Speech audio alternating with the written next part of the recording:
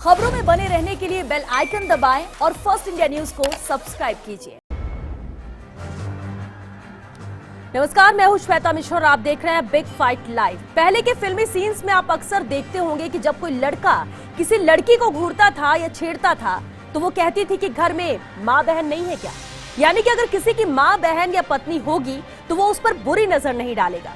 लेकिन जैसे जैसे समय बदलता जा रहा है ये बातें केवल फिल्मी सी ही लगने लगी हैं। तभी तो कहीं कोई पति अपनी पत्नी को 3 महीने तक जंजीरों से बांध कर रखता है तो कहीं कोई पति अपनी पत्नी का रेप अपने दोस्तों से करवाता है। ये तो हुई घर में दरिंदों की दास्तां, बाहर तो हालात और भी खतरनाक है। आज दिन सुनने में आता है कि लड़की को अगवा कर गैंग रेप किया गया है और पीड़िता इंसाफ के लिए दर दर भटक रही है, या फिर कोई इंसाफ की आस में दुनिया को ही छोड़कर जा चुकी है। जब घर, बाहर या कहीं और सुरक्षा या सेफ्टी ही नहीं है तो आखिर कहां जाए बिटिया। आज बात इसी खास मुद्दे पर।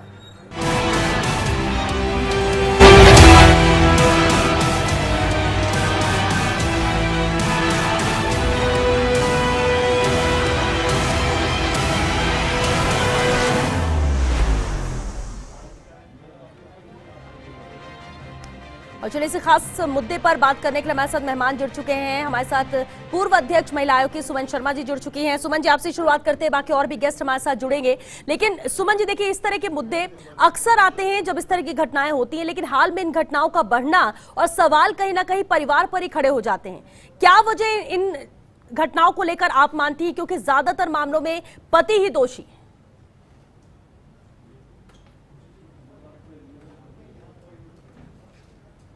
एक बात श्वेता मैं कहना चाहूँगी आपसे, हम लोग कई बार इस प्रकार के डिबेट में शामिल हुए महिला उत्पीड़न को लेके, लेकिन राजस्थान में जो इन दिनों दृश्य बना है वो बहुत ही खौफनाक बना है। परिवार के लोगों का सम्मिलित होना या परिवार के द्वारा इस प्रकार के कृत्य को अंजाम देना, ये घटनाएं भी बहुत ही पीड़ा देती हैं, सामाजिक ताना बाना की ओर इशारा करती हैं कि पारिवारिक परंपराएं जो हमारी थी उनका कितना ताना बाना बिखर सा गया है। लेकिन दूसरी ओर भी हम तस्वीर जब देखते हैं घर से निकल के समाज की ओर बढ़ते हैं, जहां एम्बुलेंस में बेटी सुरक्षित नहीं रहती है, रोटी मांगने जाती है तो उसके साथ गैंग रेप होता है, हॉस्पिटल में गैंग रेप होता है, फुटपाथ पे सोई हुई गरीब माँ की बच्ची को उठा के अगवा करके गैंग रेप होता है। और अभी थाना गाजी की घटना को तो हम भूले ही नहीं थे, किस प्रकार उसके पति के सामने ही इन दरिंदों ने उसके साथ रेप किया और उसको वायरल वीडियो किया। तो करोड़ों लोगों ने, ये समझ लीजिए कि करोड़ों लोगों के साथ उसका रेप हुआ। और अभी रिसेंटली माला खेरा को हम देख रहे हैं। तो ये परिस्थितियां क्यों निर्मित होती हैं?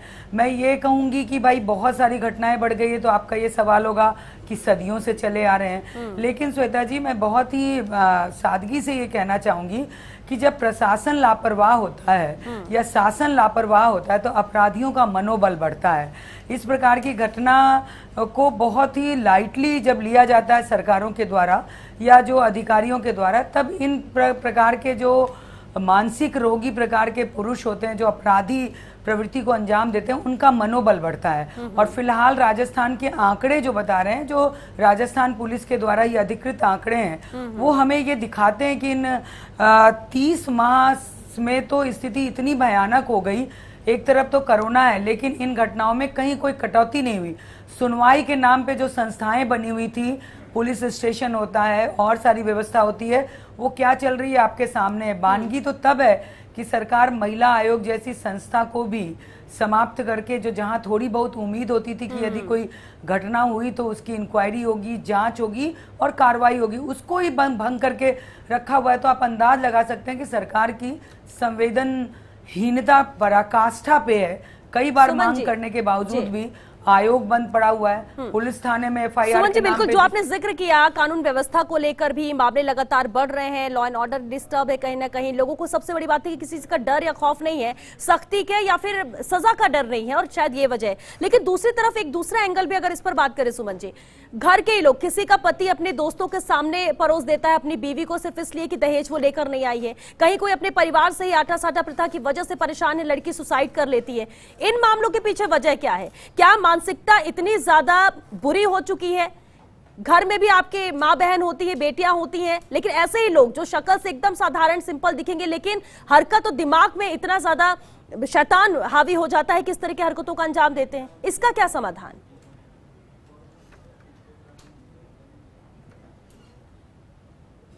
बिल्कुल, मैंने कहा ना कि सामाजिक ताना बाना, पारिवारिक हमारी व्यवस्थाएं का बहुत ही क्षरण हुआ है, जिसको कहते हैं कि बहुत ही गिरावट आई है। फैमिली वैल्यू जो हमारी थी वो एकदम पतन की ओर चली गई। और कई चीज़ों का हम लोगों को जिसको ध्यान रखना चाहिए था, ये किसी स्कूल या किसी सरकार के द्वारा संचालित नहीं होती हैं। ये तो घर के ही नैतिक मूल्यों का ध्यान रख के ये चीज़ों का होता है। जो आश्चर्य तब होता है कि एक दादा अपनी पोती को रेप कर लेता है घर के अंदर ही। आप देखिए कि क्या स्थिति है। पति पत्नी के साथ जो संबंध आप बता रही हैं कि वो स्थिति अपने दोस्तों के साथ गैंग रेप करता है, तो ये तो मुझे लगता है कि पारिवारिक ताना बाना हमारे समाज का बिल्कुल बिखर गया। और जो राक्षसी प्रवृत्ति और मानसिक रोगी, यदि मैं कहूँ कि ऐसे लोगों को हम अपने बीच में पाल रहे हैं, उनके लिए पुलिस या प्रशासन को जिम्मेदार ठहराना उचित नहीं होगा। परंतु पारिवारिक स्थिति का अगर ताना बाना बिगड़ा है तो हम सब लोगों को जागना पड़ेगा। बिल्कुल, और सोचने और मंथन करने की जरूरत है इस पर। परिवारों में कहाँ पे गलती हो रही है, कहाँ समाज में गड़बड़ी हो रही है, क्यों दिमाग पे इस तरह की चीजें हावी हो रही हैं और क्यों इस तरह की घटनाओं को अंजाम दिया जा रहा है, जिनका आंकड़ा बढ़ रहा है। कांग्रेस नेता ज्योति खंडेलवाल जी भी हमारे साथ जुड़ चुके हैं। ज्योति जी, बहुत स्वागत है आपका। ज्योति जी, जब महिलाओं की बात आती है, लड़कियों की, बेटियों की बात आती है, तो समाज सजग रहता है, बातें भी इसमें बहुत होती हैं, लेकिन सवाल ये उठता है कि इसे हम रोक क्यों नहीं पा रहे हैं, क्यों ये आंकड़े बढ़ रहे हैं और घर में ही दरिंदे हैं जिन्हें पहचान नहीं पाते और वही इस तरह की घटनाओं को अंजाम दे रहे हैं। देखिए, ये बात तो बिल्कुल ठीक है कि जिस तरह की घटनाएं देखने में आ रही हैं सामने, उसमें जैसे घर में ही अगर हम सुरक्षित नहीं है तो हम कहीं और की क्या बात कर सकते हैं। लेकिन ऐसे में ये बहुत जरूरी हो जाता है कि सामाजिक जो ताना बाना है कि कैसे हम, खास तौर से मैं ये कहना चाहूंगी, कैसे लड़कियों के साथ, बच्चियों के साथ, महिलाओं के साथ अगर कुछ गलत हो रहा है तो वो अपनी बात को खुल करके कह सके। समाज में एक ये नजरिया बनाया जाना तो बहुत ज्यादा जरूरी है, क्योंकि कई बार यही देखने में आता है, हम अधिकतर यही देखते हैं बल्कि, कि वो अपनी बात, उनके साथ अन्याय होता रहता है, अत्याचार होता रहता है और वो अपनी बात को कह तक भी नहीं पाती है। तो ये एक समाज में एक ये बनाना कि उनके साथ अगर कोई अत्याचार हो रहा है तो वो अपनी बात को स्पष्ट रूप से कह पाए। अपनी बात को कहने में उन्हें ना दोषी ठहराया जाए, कम से कम ये तो समाज को करना ही चाहिए। क्योंकि हम जानते हैं कि अगर घर में ही अगर दरिंदे हैं तो उन्हें पहचान पाना, उन्हें पकड़ पाना इतना आसान नहीं होता।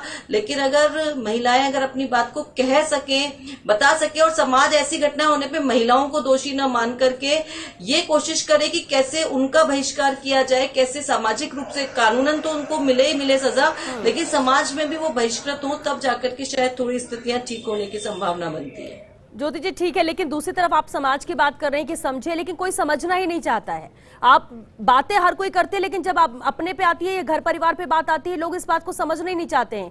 नागौर में अगर किसी लड़की को सुसाइड करना पड़ता है, इसे परेशान होकर आटा साटा प्रथा की वजह से, और वो ये लिख कर जाती है कि कुछ चीजें ऐसी हैं जो समाज उसे गलत मानता है, लेकिन अगर ऐसी चीजों को ही हम हावी होने देंगे तो लड़कियों के पास जान देने के अलावा कोई रास्ता नहीं होगा। अब इस तरह की जो प्रथा चली आ रही है, उनको खत्म करने की फिर जिम्मेदारी किसकी बनती है?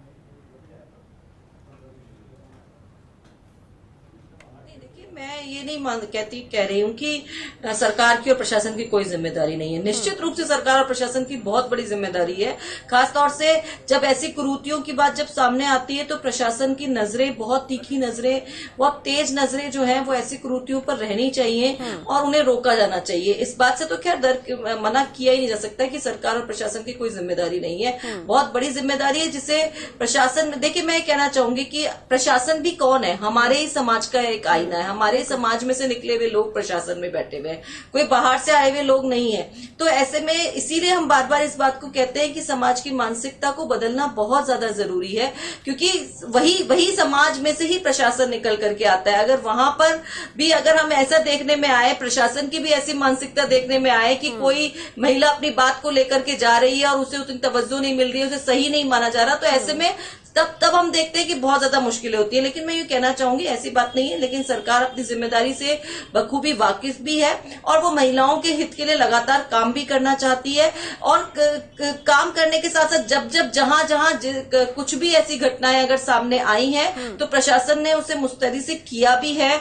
उसके बाद उन्हें यूं कहे मुकदमे भी दर्ज होते हैं, एक सिस्टम के तहत जो है वो सजा भी मिलती है और कई बार हमको ऐसा लगता है कि सिस्टम में कुछ ऐसी देरियां भी होती हैं जहां पे सजा मिलने में बहुत देरी हो जाती है और शायद तब तक वो लड़की, वो महिला उस सब को नहीं सहन कर पाती है और तब जान देने की भी घटनाएं सामने आती है। तो ऐसे में एक बहुत बहुत सामूहिक जिम्मेदारी बनती है कि महिलाओं को एक सुरक्षित समाज जो है वो दिया जाए। इसके लिए एक बहुत बड़ी मुहिम, बहुत बड़ी सामाजिक जिम्मेदारी, बहुत बड़ी प्रशासन के स्तर पर जिम्मेदारी निभाए जाने की बहुत ज्यादा जरूरत है।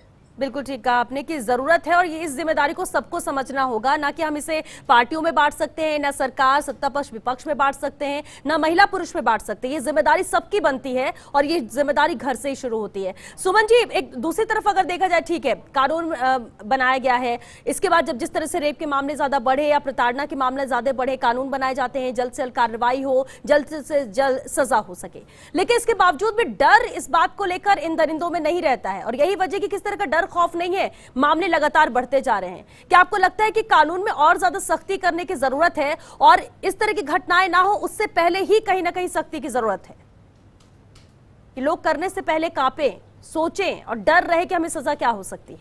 देखिए श्वेता, मैं आपको बताना मैं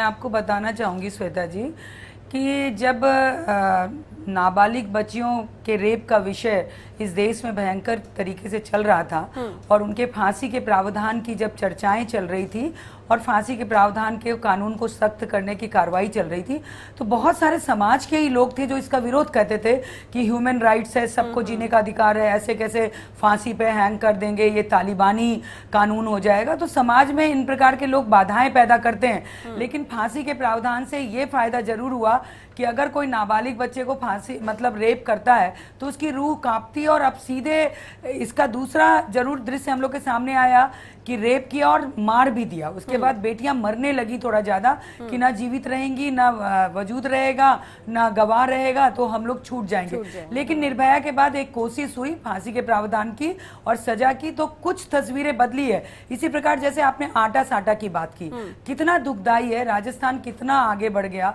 वीरांगनाओं का प्रदेश है, लेकिन आज भी बेटियां हमारी आटा साटा के चक्कर में मौत का शिकार हो रही हैं। जब मैं आयोग में थी श्वेता जी, मैं बताना चाहूंगी, मैं सरकारों को 2-4 पत्र लिखी थी।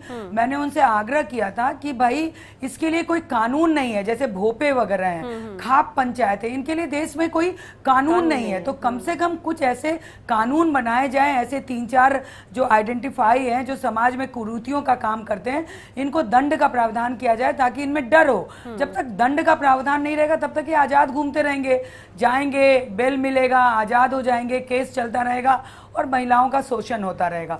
तो जब तक सख्त कानून नहीं बने और कानून बन के उसके इम्प्लीमेंट नहीं हो, समय टाइम बाउंड, ये भी नहीं कि चलता रहेगा, निर्णय होगा, अब टाइम बाउंड कार्यक्रम बना के कानून की सख्ती के साथ लागू किया जाए, तो मुझे लगता है कि बिल्कुल डर होगा। और आज जब फांसी का प्रावधान हुआ है निर्भया के बाद, तो कुछ तो डर बना ही है और हम देखते हैं कि आंकड़े जरूर ज्यादा अभी भयावह हो रहे हैं, तो प्रशासन और शासन की जिम्मेदारी तब और बन जाती है कि सख्ती से कानून को लागू किया जाए और एक नजीर पेश किया जाए ताकि ऐसे दरिंदे, ऐसे मानसिक रोगों में, एक रोगियों में ऐसा डर बने।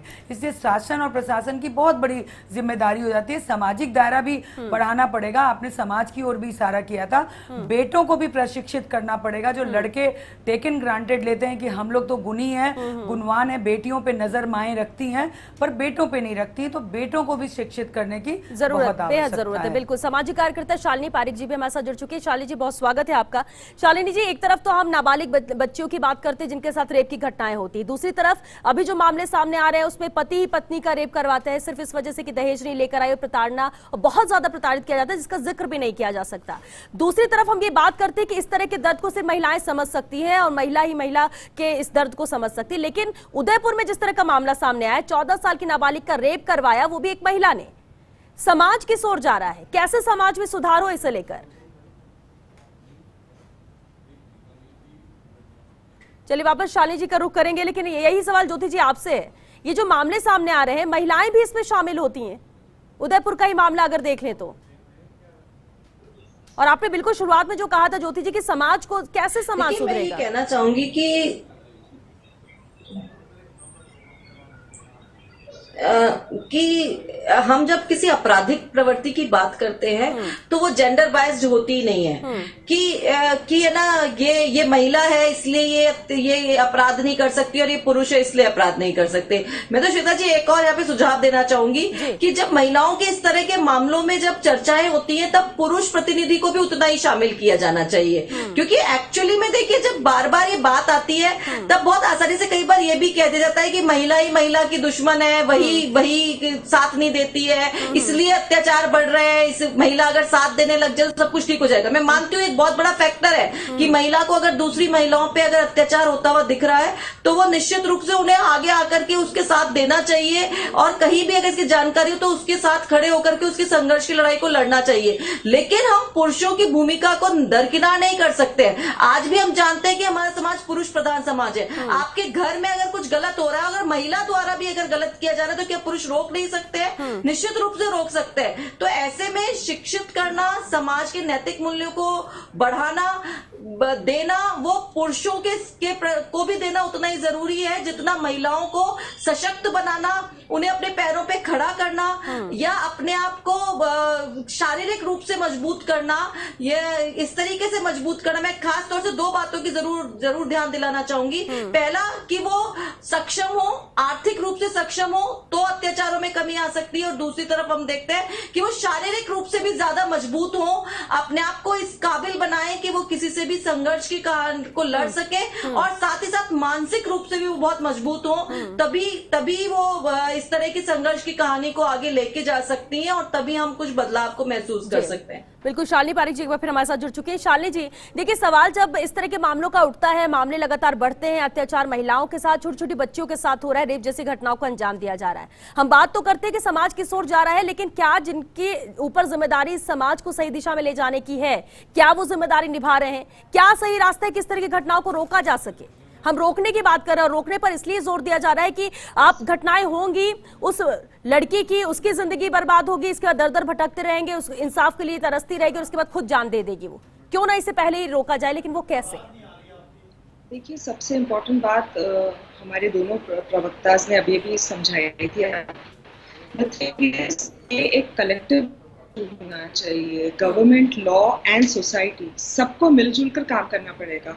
और दूसरी बात, हमेशा हमें करप्शन की तरफ झुकना, उसको घृणा से देखना चाहिए। रेप या ऐसी सब चीजों को घृणा से नहीं देखना चाहिए। ये जिसने किया है उसको घृणा से देखो, जिसके साथ हुआ है उसकी क्या गलती है। जब तक हम उनका मुंह छुपाएंगे, जब तक हम उनके बारे में नहीं बोलेंगे, जब तक वो खुद आगे आके नहीं बढ़ेंगे और खुद आगे आके नहीं बोलेंगे, तो समाज या लॉ या गवर्नमेंट क्या कर सकती है। तो सबसे इम्पोर्टेंट बात ये है कि हमें गवर्नमेंट को के साथ, लॉ के साथ, और लॉ को सोसाइटी के साथ, सबको मिलजुल कर ये सामान्य एक समन्वय बनाकर ही आगे बढ़ना पड़ेगा। एंड सबसे इम्पोर्टेंट, एकदम बॉटम लाइन स्टोरी ये है कि जिसने ये क्रूर चीजें की हैं, जिनके साथ ये गलत काम किया है, उन व्यक्ति के साथ घृणा या उनको नीचे देखना नहीं चाहिए, उनको प्रोत्साहन देना चाहिए, उनको आगे बढ़ाना चाहिए, उनको सामने लाना चाहिए, उनकी बात लोगों को सुनना चाहिए, और उसके साथ उनके ऊपर पूरा सिंपैथी के साथ उनको सपोर्ट और स्ट्रेंथ देना चाहिए। जब तक सोसाइटी सपोर्ट और स्ट्रेंथ नहीं देगी, कोई भी महिला, चाहे वो छोटी बच्ची हो, मिडिल एज्ड हो या ओल्डर लेडी हो, कोई भी आगे आना पसंद नहीं करेगी। और ये हम सिर्फ तभी कर सकते हैं जब हम, जैसे मीडिया भी और हम लोग भी, सोसाइटी वाले भी, उनकी मदद करें। लेकिन शालिनी जी, लेकिन जहां हम अभी तक ये कहते आ रहे कि बाहर बेटियां सुरक्षित नहीं है, बेटियां तो अब घर में भी सुरक्षित नहीं है, क्योंकि बेटियां आज जहां खुद को सबसे ज्यादा सुरक्षित अपने पति, पिता या भाई के सामने महसूस करती है, उनके साथ महसूस करती है। आज मामले जिस तरह के सामने आ रहे हैं, यही दरिंदे हैं। कई मामले ऐसे सामने हैं जिसमें आज ही के अगर मामलों की बात करें, 2 से 3 मामले ऐसे जहां पर पति ने ही इस तरह की घटना को अंजाम दिया अपनी पत्नी के साथ। इस तरह के मामलों को कैसे रोकेंगे? घर पे हम कैसे इनको रोक सकेंगे? सवाल तो अब यही उठता है। देखिए, रिलेशनशिप को नहीं लाए हम बीच में, चाहे वो कोई भी हो, कोई भी, यानी कोई भी, चाहे वो ऑफिस स्टाफ हो, चाहे वो फैमिली मेंबर हो। अगर जो गलत घटना हुई है जिस व्यक्ति के ऊपर, जिस लेडी के ऊपर, जिस बच्ची के ऊपर, जिस महिला के ऊपर, उसको सामने आना चाहिए। बिकॉज जो ये क्रूर काम करता है वो दोषी है, चाहे वो हस्बैंड हो, चाहे वो दोस्त हो, चाहे वो बेटा हो, चाहे वो फादर इन लॉ हो, कोई भी XYZ, मुझे वो रिलेशनशिप का नाम भी नहीं लेना, चाहे वो कॉर्पोरेट सेक्टर का कोई बहुत बड़ा बिजनेसमैन हो, कॉर्पोरेट सेक्टर में काम करने वाला एक छोटा सा एक कलीग हो, कोई भी, anybody, irrespective of the first person, चाहे वो कोच हो या वो टीचर हो, कोई भी हो, जिसके ऊपर ये घटी है उसी को सामने आना पड़ेगा, उनको बोलना पड़ेगा, उसके साथ हम सबको खड़ा रहना पड़ेगा। इमीडिएटली उनके तरफ से FIR लॉन्च होनी चाहिए पुलिस में, और पुलिस को तुरंत प्रभाव से एक्शन लेना चाहिए। ये नहीं, we should respect behaviour, not age, not the person involve. हाँ, अगर किसी का बिहेवियर अच्छा है तो उसको रिस्पेक्ट करो, ना कि वो रिलेशनशिप को। इतने सारे जन हम लोग पढ़ते हैं, हम नजरअंदाज कर जाते हैं, जहाँ पे फैमिली मेंबर्स ये सब काम करते हैं, मगर माएँ अपनी बच्चियों को बोलती है कि ये बाहर आके मत बोलो, ये चुप रहो। ऐसी माओ को ये बोलने के बजाय ये बोलना चाहिए कि तुम बाहर आओ, बोलो मैं तुम्हारे साथ हूँ, I am with you, you have done no wrong, तुमने कोई गलती नहीं की है। घृणा तुमसे नहीं, जिसने किया उससे होनी चाहिए। बिल्कुल ठीक कहा आपने, क्योंकि वक्त भी खत्म हो चुका है। बहुत शुक्रिया आप सभी का इस चर्चा में शामिल होने के लिए। लेकिन इतना तो तय है कि हम ये कहते हैं कि बाहर बेटियां सुरक्षित नहीं है, लेकिन हमें ये भी ध्यान देना होगा कि मामले जो सामने आ रहे हैं वहां घर में भी बेटियां सुरक्षित नहीं है। बेहतर होगा किसी पर हम सवाल उठाएं या खासतौर से पीड़िता पर सवाल उठाएं। सवाल उन पर उठाना चाहिए जो इस तरह की हरकतों को अंजाम देते हैं, जो बेटियों की इज्जत आबरू को लूटते हैं और जो बेटियों की जिंदगी को बर्बाद करते हैं। सशक्त बनाना है तो बेटियों को बनाइए, ताकि वो आवाज बुलंद कर सके, फिर वो कहीं पर भी हो। अगर उनके साथ गलत घर में होता है, बाहर होता है, सड़क पर होता है, ऑफिस में होता है, वो आवाज बुलंद कर सके, आवाज उठा सके और कार्रवाई वहां पर तुरंत किया जा सके। क्योंकि अगर आप चुप बैठेंगे तो हौसले उन लोगों के बढ़ते हैं जो इस तरह की घटनाओं को अंजाम देते हैं, और आज एक की जिंदगी बर्बाद करते हैं तो कल को 4 बेटियों की भी जिंदगी इसी वजह से खराब होगी। और इसलिए कहीं ना कहीं सशक्त होने की जरूरत है। कानून बने हुए उसे भी और ज्यादा सख्त किया जाए तो हो सकता है कि डर की वजह से इस तरह के मामले कम हो सके। चलिए इसी के साथ बिग फाइट लाइव में आज के लिए बस इतना ही। नमस्कार।